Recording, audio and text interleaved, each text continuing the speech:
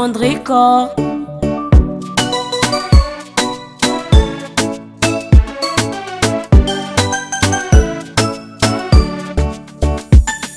Magnoragna ny andro ny raha ogno mahay misava, andro maizeko tsy fankahita mahay mazava, mamonjy fiainagna ambony tany. Oh oh oh, kony ananao amezany amare mety samiana, vato mibiribiri avagnabo mizatany anteny. Hey hey, kojaly zegny tsy atao monoa agnategny,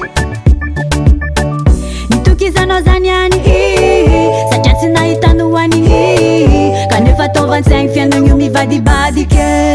Hey, andesa mora tsondriky andavo, andesa mora tsy maintsy tonga mitanjogno, anao kazabendriky lanjogno, molo tonga mitanjogno, miada mora maavilavitry. Hey yeah,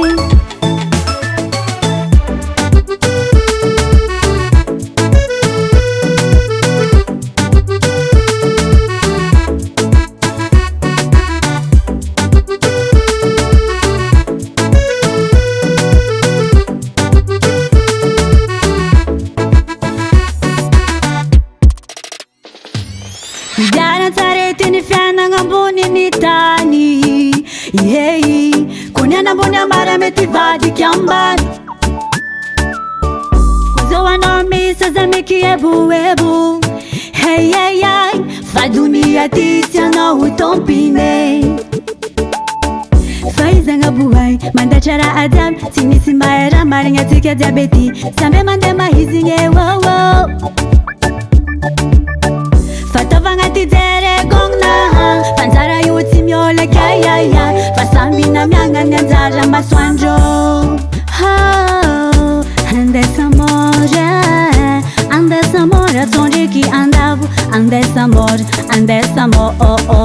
tsy maintsy tonga mitanjogno, anao kazabendriky lanjogno, molo tonga mitanjogno, miada mora maavilavitry. Hey yeah,